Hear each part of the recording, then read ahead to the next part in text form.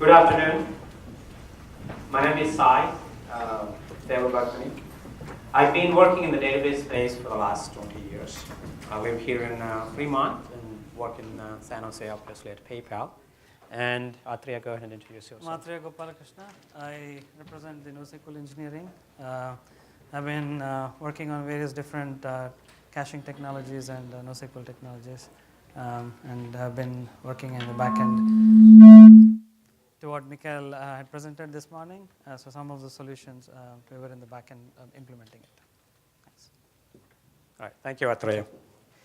So I will provide the background context and some high-level information. Atriya is going to do the bulk of the presentation. It's actually he did all the work. He's the one actually made Aerospike implementation grand successful at PayPal. So just to give you a brief overview about the PayPal fraud detection system, and that's this application for which we are using Aerospike for. So this is a mixture of OLTP and analytical system, and it's like a classic case of OLTP plus batch. And it has both RDBMS workloads and also key value pair workloads. So traditionally, we've been running pretty much everything on RDBMS. As you could imagine, back in the days, that's the only option. And the requirements kind of evolved as the online threats start emerging in a different dimensions, so that the performance became the most important factor. Along with that, the throughput, obviously. So those are the two dimensions that was our biggest concern, both for performance and scale. And our object sizes obviously vary from anywhere from 1 kilobyte for key value pair to 200 kilobytes when we aggregate all the data. The transactions-wise, the millions of transactions per second, and these are the single-row transactions we are talking about. And in terms of the key value pairs, they are in the trillions. But the data-wise, this is the area where data grows more than 30% year over year. Typically, we see about 30% growth across all types of applications. For fraud systems, we call it risk. The data growth is in the order of 40%, 50%, like that.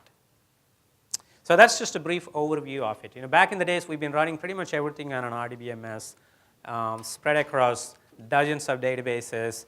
Scaling those databases has always been a bigger challenge. But performance was not the primary factor up until late 2007. Since then, it has become a more important success criteria than scaling. So what we started is back in 2009, we launched a major re-architecture of our risk platform. So with that, we had two options. One is hey, don't let go RDBMS that we already have, while at the same time introduce a new capability that we can rely on for solving performance problems and throughput problems. So we kind of invested in both RDBMS and the NoSQL, in this case, which is a very expensive, completely in-memory, distributed, cloud-compatible, that kind of a system. So we invested in both in parallel. So we started our journey in 2011. The analogy here is like a Concorde. It's the best in class, performance-wise. Cost is not a problem. It has to be a distributed system. So we went with a solution, and that kind of worked well, for the requirements that were laid out in 2011. So we continued with investing in both in RDBMS and also in in-memory database. So with that, you could see that the data growth, as we were putting more and more data into the in-memory systems, but the application that was already there in the in-memory database organically growing twice year over year. Because of the performance, there is just more data people are just putting into it. So come tail end of 2013, we have seen a major problem with our RDBMS solution. We experienced a series of outages, and that led us to the conclusion that hey, we will have to pivot more towards this in-memory solution. Cost-wise, not a problem, but let's continue to put more data into it. That's what we started from 2014 onwards. That journey continued. And then Also, this is another view that as the data was growing, how the keys were growing. They were pretty much proportional, very linear to each other. Right? And then, once we got into 2015, as we were putting more data loads into the in-memory this database system, we started seeing problems with that solution also, right? It felt like, hey, we can get the performance, but then there is like a sudden pause. The 99th percentile was not looking good. 95th was awesome. 99th percentile is not looking good. Adding more data means we have to add lots of systems to our data center, lots of horizontally scalable systems. So it has impact on the space, power, and also getting the consistent performance at 99th percentile becoming a bigger challenge. And needless to say, with the hundreds of terabytes of data that we have, there is no way we can put a lot of the data in this system with these problems, right? And cost will also become completely prohibitive at that scale. So that was the problem that we got into towards the tail end of 2015. So meanwhile, it's not like we completely dumped RDBMS. We still continue to make sure that system run well, but we have made a strategic decision at that point that we will only keep very minimal necessary data over there, but put more data into the NoSQL databases, especially for this platform. So in 2015 or entering into 2016, we started the journey of there got to be some solution where you kind of get the best of both worlds. That means it can scale horizontally. All the data doesn't have to fit in memory, right? And it can still give better performance than RDBMS, and the 99th percentile has to be much better. We cannot have big fluctuations. So that was the success criteria, and we did POCs on various the NoSQL platforms that were available in 2016. So needless to say, that's, again, that was like the back to the drawing board, right? The decision, and we did that, and hence the Aerospike journey started. And Atreya is going to talk more about their journey. Thank you all.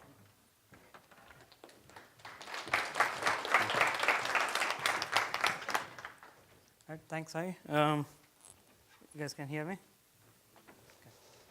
All right, so the story is, we paused here saying that this is what we were looking for as a solution which could scale.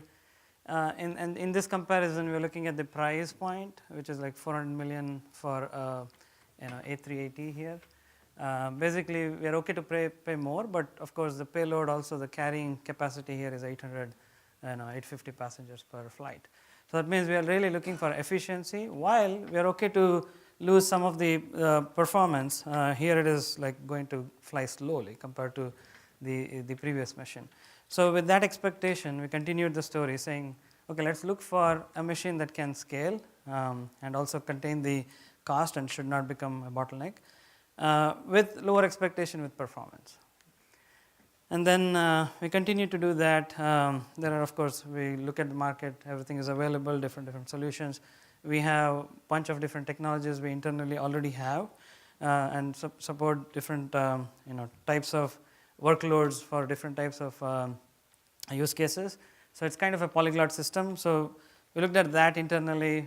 There are different types of solutions.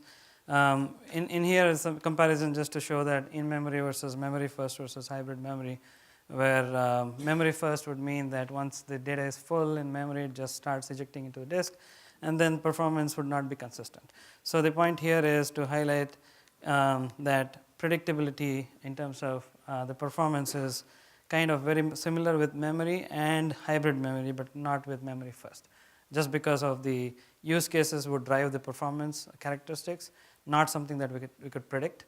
If it is recently written, then that can be read quickly, then we're still okay with memory first architecture. Here is just a quick walkthrough on what does it take for us to do a 50 terabytes build out of a system. We typically have it in 3 data centers. It would have been like a 1,000 node cluster for putting together 50 terabytes replicated across 3 different data centers. And the price point here was $12 million. If we go with the predictable performance. We could do that same with the memory first architecture also, which is a 15 million cost because we attached 2 more SSDs to this. Now we can go into a more efficient memory first, but that means we're going to be unpredictable in performance. So finally we landed with the hybrid memory. Now the interesting part of this is the previous Concorde, which is another technology that we were using. We were working with that vendor, trying to give them the same requirements. Could you build a hybrid memory solution? And it turned out that they came back with the solution, which we thought it's going to be like this, but it ended up to be like this, which is it can carry a lot of payload, but it's going to be super slow. Also, a little scary that it didn't work as we expected. So it turned out that we turned to the side where we looked at Aerospike, and it turned out that this is exactly what we wanted. And then it was all, this is just different points. The more important points here was that looking at how the system, this is just an example to compare the efficiency of the system.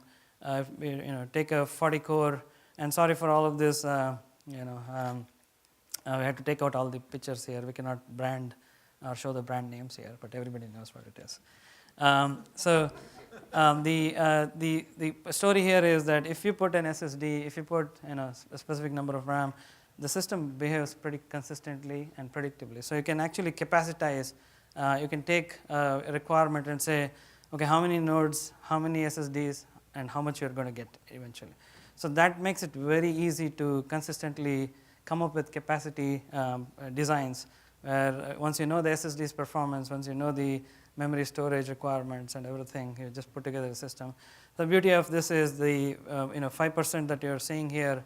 That means we have excess amount of CPU that can be continued to leverage for different things. But most importantly, when we encounter the spectrum meltdown patching, now this efficiency gives us a lot of buffer to work with. Even if there are a bunch of different obstacles that we encounter we can still silently absorb it. And this is what the end story was, where if you look at the left side, this is how we were performing with in-memory. And this is kind of the graph at the bottom, if you see.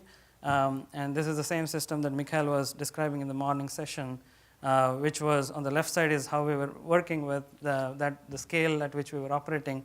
On the right side, when we put in Aerospike, this is how it stabilized, as well as increasing the capacity, increasing the opportunity for us to scale to a very large degree, while keeping the cost consistent. So on the left side, this is performance cost, what I would call it, saying that how much do you pay for what you get in terms of performance. So that's kind of 3x lower.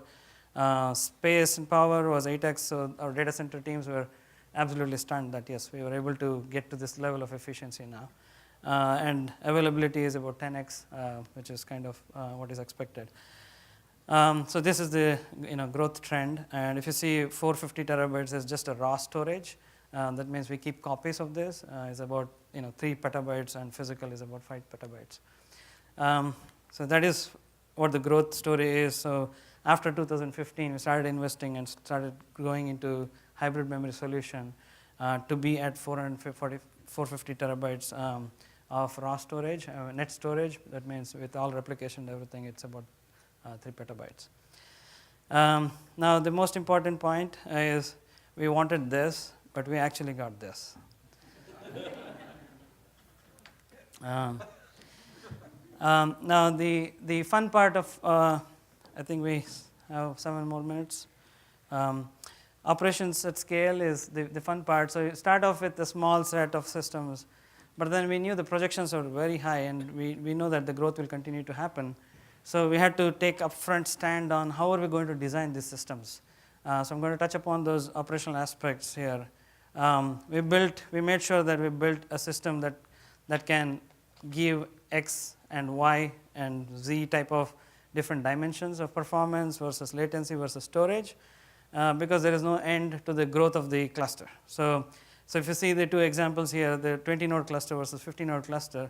So 20 nodes is what we chose eventually, for the reason that if you take a single node and look at its spec, let's say you take a 32 GB DIMMs and 256 GB RAM will convert into 8 DIMMs. And with the SSDs, we currently have like 2 SSDs. So it's about 10 simple hardware components that one of those fails, the node is out. Right? So now if you increase that and multiply with the number of nodes, now we're talking about 20 cross 10, which is about 200 different possibilities of losing a node. Now continuously increase that to 50 nodes, we're talking about similar linear increase. Hence, because we had to build it in a big size, we made sure that we design it in a small box, well contained, and consistently known that this is what we get out of this box. So we built clusters of 20 nodes each in 3 different data centers. So that's kind of the intent here. Now also the depth of the density of the storage, we didn't want to go too deep for the reason that if we do that, our rebalances is going to be considerably longer. So we chose to be in the space of around 6 to 8 terabytes, where the rebalance is going to be somewhere in 3 to 4 hours at the max. This is considering worst case. There are better possibilities where we will probably be done in less than an hour. And this is our standard topologies in 3 different data centers in active-active or active-passive, different ideas. And where we invested more of the time in 2016 is we actually act as a horizontal team supporting different customers at different scales, and we just cannot afford to handhold them by means of engaging with them all the time. So we upfront invested building our own internal tools that actually can pull stats, create reports, send to the customers, whoever is owning that databases, and it keeps shipping out reports after reports at a particular frequency, and send it to a DL. They'll be watching it. If there is any questions, only then they'll reach out to us. So this gave us a end result of saying that we can serve 500 plus engineers by only 1 or 2 people or 3 people at the max. A small team of people can manage this type of engagement of large size customers, and it has pretty worked well. In this system, we're just showing that we built our own internal homegrown system, simple Java, simple stack of application that just generates reports anytime, and it also has a web interface. So go click on that, you can pick up any report and any database and look at the reports. And here is how we automated. As of last year, we knew that our systems are growing at a rapid pace. So we went from being a 200 node system in 2016 to a 700 to 800 nodes in 2017, and as we stand, we are 1,000 plus nodes. And how are we managing all of this is we do yearly upgrade at the minimum once. This year we are targeting to do 3 rounds of upgrades. So that means it's about 3,000 iterations of updates to the same all these systems. So we have 48 plus clusters, 1,000 plus nodes, 3 data centers. So we kick off automations. We built it all in-house and Ansible automations where all of these different APIs have been built through Ansible playbooks. And you kick off, you give the list of all the nodes in the given cluster. It'll take care of upgrading from one version to the other version, or reconfiguring it, shutting down. All the functions are below here. Those are the different capabilities it does. So what does it mean for us in terms of operations is effectively we have a small team of people, but they time slice and work on these things. So they can pick a cluster, kick it off, 2 days later will be done, everything will be done. And we get email status updates every now and then saying, okay, I'm done with this node, I'm done with this node. If there is any problem, we'll report it to our application teams and everything. So it's kind of how we are able to scale it with just a small set of team. And we are very confident that we can manage this even if we have to continue to grow another 40% next year. And then this is a little more details of capacity reporting, inventory reporting. If you see the lower bottom XDC latency report, this was a challenge for us to figure out what is our real latency. Database would give us a lag latency, but it's a database point of view. But in this case, we want to do our own measurements. So what we did was the application which manages all of this actually sends traffic, which is a synthetic traffic, into one of the data centers and watches on the other data center and pulls the same data points and looks at what is the transit time. And then lists it out in this report as a sample report saying, okay, here is the latency looking like. And then look at another angle of what is the latency from the database itself. Now, how do you do that? We can look at the application, we can look at the database and look at the operations per second and the histograms to find out what the latencies look like. But in this case, what we did, we took the same agents which does this type of synthetic traffic injection. While it injects, it also knows how much time it is taking to write and read. So it takes the samples, puts let's say 100 keys, reads 100 keys, says how much time it is taking, summarize that and report it. So basically what it meant is for our application teams who are just using this infrastructure, they look at the report, they already know what's going on. Now, capacity report, there is a small red thing here. What we also did was we start warning our application teams that if they reach any closer, like if we have a 20 node cluster, we only capacitize for 18 nodes, and as soon as they hit the 18th node capacity, we start reporting in red, or we start reporting in 17th node as a yellow. So basically, they are ahead of time, they're already aware of there could be problems, and interestingly, everything has been working very well, so they've been watching. We don't get called at all. Basically, we serve hands off, and they are just managing on their own. It took quite a bit of time to channelize all of this, make sure everybody is aware of it, and we go through trainings with them. We make sure that they are aware of the things that we are bringing on board. And the recent upgrade we did was the security upgrade with 100% TLS. It's still ongoing. There are different stages and phases. So we're going to go through 3 different phases of upgrading it to 100% TLS from client all the way to the XDR channels and intranode TLS. So what's coming next is, so we're also investing into building dev and QA experience within our organization, where with one click, people can install the latest versions of Aerospike. So we support anywhere from 3.14, 3.15 to 4.04. So we're pretty much on the latest, greatest versions that is being released within a couple of months. We have cycles when we are doing upgrades. We just pick the latest one. We run through some of the evaluations upfront, making sure that the minimal set of tests that we can do, we'll do. UDF has been one of these areas which is always tricky because we hand off a lot of this power to the application developers who are writing the UDFs, and we don't manage it. So that part is always tricky. So we have different processes that we have laid out to make sure that it's evaluated upfront in a separate cluster, isolated, runs for a couple of months there, and then we inject it into the production systems. We also had experiences where there were badly built UDFs, which we try to avoid as much as we can, but there's a lot of power involved in UDF that we really want to leverage if it is absolutely required. So for that purpose, we did implement, and we ran through one of these cases where it was a bad implementation. Also, when the data it's data driven, so test did not detect it, production data did not detect it, and someday some data came in which was in production, which was UDF could not handle it, and it started crashing the nodes.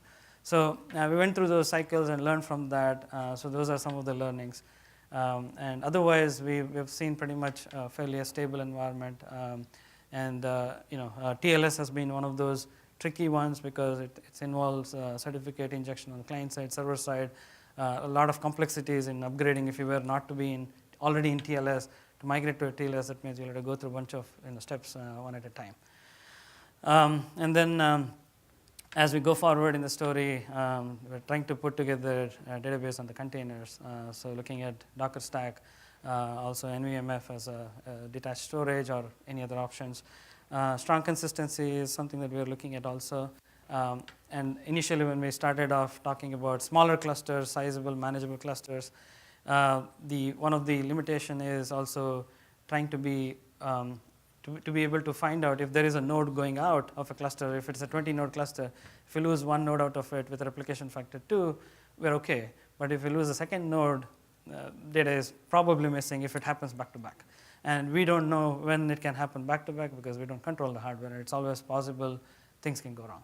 So we have run into those situations also, and that's why we also have tinier clusters. So the fault domain or the failure domain stays small.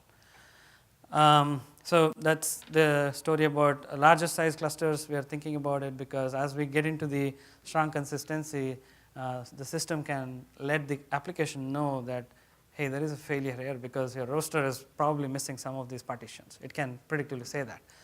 which is what was kind of in AP. It's very flexible, but that flexibility comes with some downsides. Right. Thank you. And any questions? Happy to answer.